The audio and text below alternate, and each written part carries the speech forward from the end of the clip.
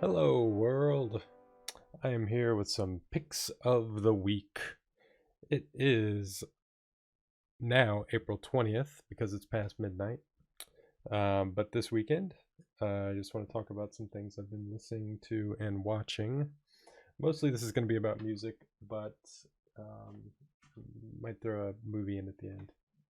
So, the first thing I want to talk about is what you see up on the screen here. Fiona Apple has a new album that came out kind of without any sort of much advance notice. It's been a long time since she's had an album. I really like Fiona Apple. I've liked her ever since her first album back in the 90s. I know every guy my age probably liked her because of that Criminal video, but listening to the album back then, it was clear that she was a very talented songwriter and vocalist, and I've owned every album she's put out since then, and I've enjoyed them all in varying degrees. She's uh, one of those artists that seems to be very sincere, doesn't seem to fuck around too much and put out things that she's not really sure she wants to put out. So it was a pleasure to see her drop this new album. And it is a very, very good album, too. Fetch the Bolt Cutters with this very strange homemade cover art. It's kind of endearing in a Mod Podge sort of way, I guess. But the content on this album is really good. One of the things that I really want to talk about immediately when I listened to this album for the first time, I was kind of struck by the production of it. And I've made music for a long time on my own, but very quickly I kind of learned that since I'm not a classically trained musician, the actual composition part, while fun and interesting and rewarding in a lot of ways, is also probably my least favorite part of making music. And I found myself over the years being more and more interested in the production side of things, mixing and mastering, recording techniques, things like that.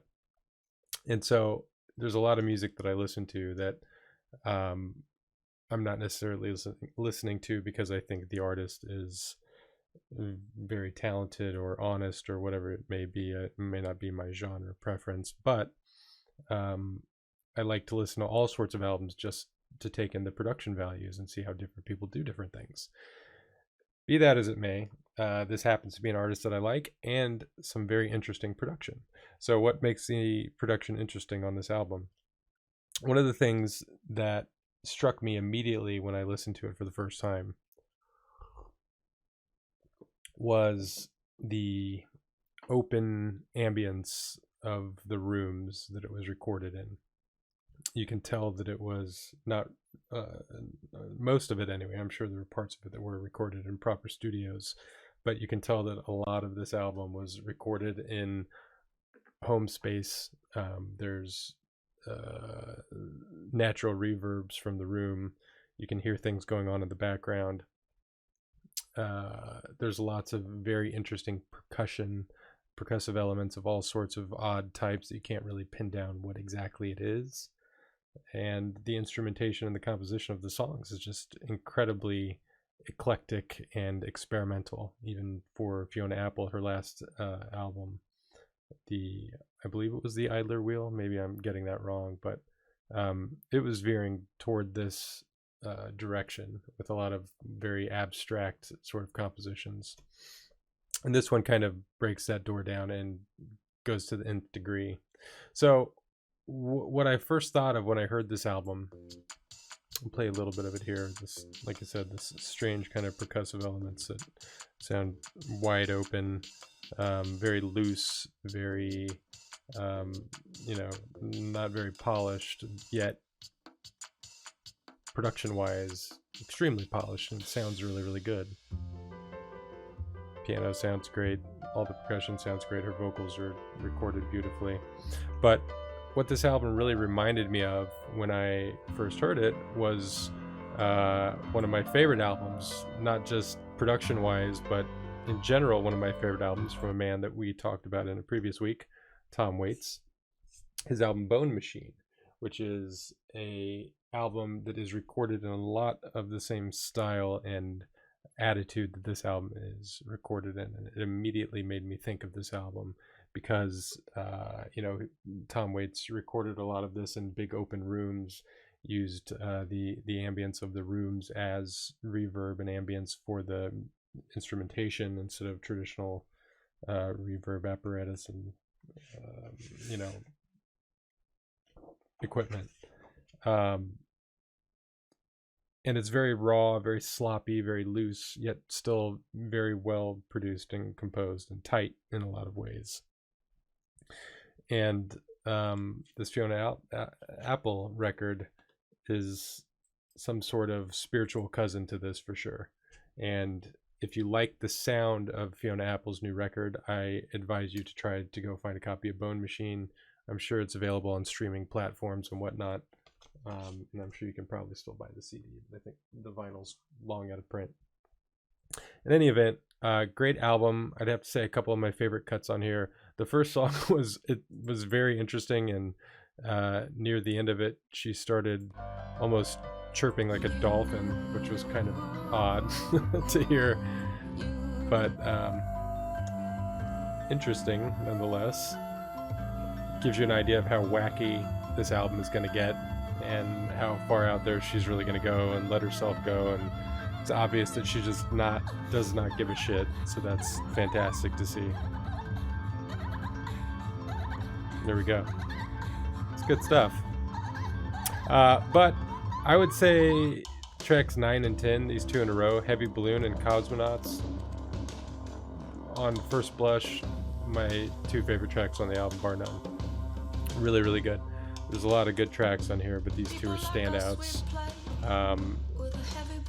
Newspaper is also really good. There's a lot of aggression and anger in that song, a different sort of vibe than most of the other songs on here. Although a lot of these do kind of veer into this, these eruptions of emotional excess and catharsis that hit you in a very interesting way when you're listening to somebody sing so beautifully. You hear the acid in her lyrics, and suddenly you realize it's actually a very dark song. But great album. Everybody go download it. You can pre-order all the physical copies on our website right now, but you can download it immediately in digital formats, probably on all the streaming platforms by now, but you can get it on her website as well. So, since I started listening to this and went over to Bone Machine, I was in a music mood. I was interested in the sound of live recordings, and so I started digging back into some of my favorite live music performance DVDs, Blu-rays, whatnot. And I have two that I want to talk about real quickly here. First, we have David Bowie's Reality Tour. So I am a big David Bowie fan. The man meant a lot to me. I was very, very sad when he died. I really was depressed for a very long time after he died. I think he's one of the most important musicians of my lifetime, certainly, and he meant a lot to me. His music meant a lot to me, and this is a performance that I think is one of the best that you can buy that has an official release on DVD. I don't think this has come out on Blu-ray yet, but the DVD is pretty good. It's mixed in 5.1 Dolby Digital, I believe. And it sounds good. It sounds really good. But the big takeaway here is the performance is just excellent. I mean, the sad thing is this is the tour that Bowie eventually had to stop because he had a heart attack on stage. He finished the show having a heart attack, went off stage, and then they had to cancel the rest of the tour, and then he never really toured again, for the rest of his life. But the performance that he gives on here, the performance the band gives, Galen Dorsey, just so many good people are playing with him on this, and he is full of energy. His voice sounds great. He seems incredibly happy to be doing it, and the track list is amazing. It spans all the way back to Hunky Dory, maybe even before Hunky Dory, all the way up to Reality, which was the current record that they were touring for, of course, the Reality tour. And I think Reality is a very underrated Bowie album. Probably has the worst cover art of any album Bowie ever put out, but incredibly underrated content-wise, musically and lyrically. Love Reality. But anyway, there's a lot of tracks on here. I don't know if you can read any of those, but very good selection of tracks. Standouts, the Reality tracks sound good because you could tell the band was excited to play these new songs. So New Killer Star, Reality, sound fantastic. Man Who Sold the World is great. Under Pressure is great. I mean, great performance of that on here. Great performance of Life on Mars, 5 Years, Ziggy Stardust, Bring Me the Disco King. I mean, just a lot of fucking great stuff on here. So if you're even a passing fan of Bowie, and you've never really delved into his live performances, you can find a lot of stuff from the 70s where he's coked out of his mind, still giving pretty good performances, no doubt. But this is something that is very rare to find in a Bowie live performance where he was, this was when he was sober, at the top of his game, absolutely killing it. And you could tell he was having a great time while he was there. So highly recommend it. And so after that, I was still in the mood to watch some more live performance. And so I thought, what better place to go than probably literally the greatest music concert film that's ever been released. Talking Heads, Stop Making Sense. What can we say about this movie? I mean, everybody that's seen it loves it. It even, look, the pull quote on the front there, Rolling Stone, greatest concert movie ever. Directed by Jonathan Demme, the late Jonathan Demme. This is fantastic. Again, this was Talking Heads and David Byrne at the absolute peak of their performance prowess, and David Byrne still puts on great performances, but the way that this show is conceptualized, the way that it's shot is very unique. It's got this strange, I mean, there's a lot of interesting set pieces where he comes out in the big suit and whatnot and all that, but I mean, conceptually it's a very interesting film because they kind of build it up, they build the band up piece by piece and then break it down piece by piece throughout the course of the show. I mean, it starts with literally with David Byrne coming out with a boombox and an acoustic guitar, kind of stumbling through Psycho Killer, and then slowly the band builds up until the full band is there and they go through a fantastic repertoire of Talking Head songs. And at the end it starts to break down. But talk about energy, I was mentioning how Bowie seemed very energetic and happy to be there. David Byrne, I mean, holy shit, you want to work out? Just try to copy everything David Byrne does during this show. I mean, he's literally running laps around the stage at one point. It's just absolutely astounding, the energy that he brings to this performance, how good the band sounds. It truly is just one of the best concert films ever made. And again, one of the other things I guess I should mention that I forgot about, conceptually speaking, it's one of the very, very, very few concert films, I don't even know if there are any others that do this, there's really no shots of the audience in this movie. There's a few, and they're very quick, but it's really, really shot from the audience's perspective. It doesn't do a lot of cutting back to show this vast audience enjoying the show. It's more about the performance of the band. So it really does put you kind of in the audience and lets you see it from a very interesting perspective that a lot of concert films break apart and cut away from, so that you kind of get that dissonance and you don't you're aware that you're watching a filmed adaptation of a concert instead of watching a concert, I guess you could say. So interesting stuff. Great performance. Check it out if you have a chance. Okay, so I'm just going to talk about one film real quickly here that I watched this last week. This is an older film, seen before, but greatly enjoy it. It is a Blake Edwards production and directed by Blake Edwards. An Experiment in Terror, starring Glenn Ford and Lee Remick. Blake Edwards is most popular and well known for directing the Pink Panther movies, including my favorite Pink Panther movie, A Shot in the Dark. Maybe we'll talk about Pink Panther someday, who knows. He had directed Breakfast at Tiffany's before this film, and this was his only noir that I believe he ever made, and it's a good one.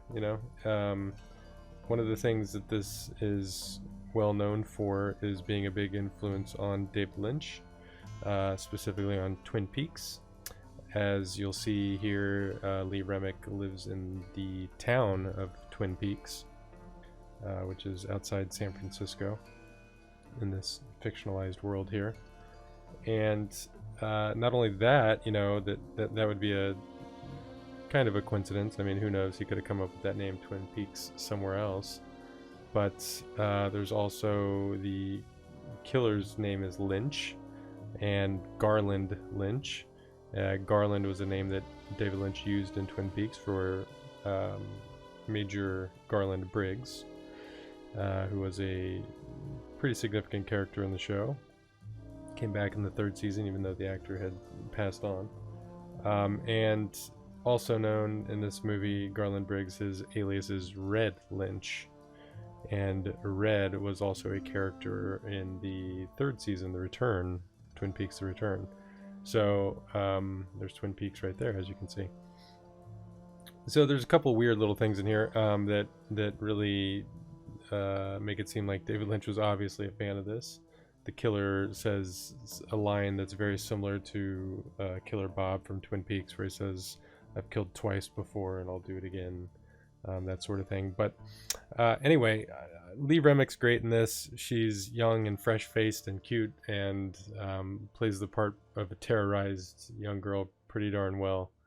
The one thing I remember really liking about this movie the first time I saw it was this opening here, where she gets out of the car at night after this nice jazz track by Henry Mancini's been playing, and she's suddenly accosted in her garage. And this scene goes on for a long time, and it's actually kind of frightening, especially for the time period. It's very menacing. There's this, gloved hand just grabbing her face, and a raspy, asthmatic voice of Red Lynch whispering in her ear that he's gonna force her to do these terrible things, or he's gonna kill her and kill her sister, and litany of threats. It's a good movie, a little long in some parts. I think that there were definitely some, in watching it again recently here the other day, there's definitely some scenes that could use some trimming that went on a little too long. I think the whole film could be cut down by 10 to 15 minutes and still be just as effective, probably more so. But yeah, as you can see, I like this opening scene. Like I said, it goes on for a very long time, and the sound design is interesting due to his voice, the way it's shot, the darkness, Lee Remick's terrified face. It's just a really good opening scene that really catches your attention and makes you want to, invest you in the drama of the story right away. So I don't want to spoil it. It's on the Criterion channel. This is what I'm streaming it on right now. Go watch it. Subscribe to the Criterion channel. You'll get to see a lot of great movies. This one included. They have a whole Columbia Noir series on there right now with probably about 10 plus films from Columbia's Noir archives, and pretty much all of them are great. But this is one I recommend because it's one that's kind of not seen as often as some of the other ones that are on the list that they're showing on the channel. Speaking of Lee Remick and Blake Edwards, we should mention that after this he worked with Lee Remick again with Jack Lemmon in The Days of Wine and Roses, which is another great, I'm a big Jack Lemmon fan, and I almost put one of his movie, a Jack Lemmon movie, on my top films of all time list that I did that was way too long and poorly edited and in the wrong aspect ratio and all that nonsense. But Jack Lemmon and Lee Remick are great in Days of Wine and Roses, playing an alcoholic couple. And Blake Edwards did a great job directing it, as he did with this film. So a little kind of under the radar noir that's got some interesting, you know, threads out there in popular culture, the likes of David Lynch and Twin Peaks, all those little things you can find buried in here. But otherwise, it's a pretty interesting story. Good photography, interesting performances, and great music by Henry Mancini. So check it out. So that's all for this week. I will catch up with you again soon. Thanks for watching and take care of yourselves.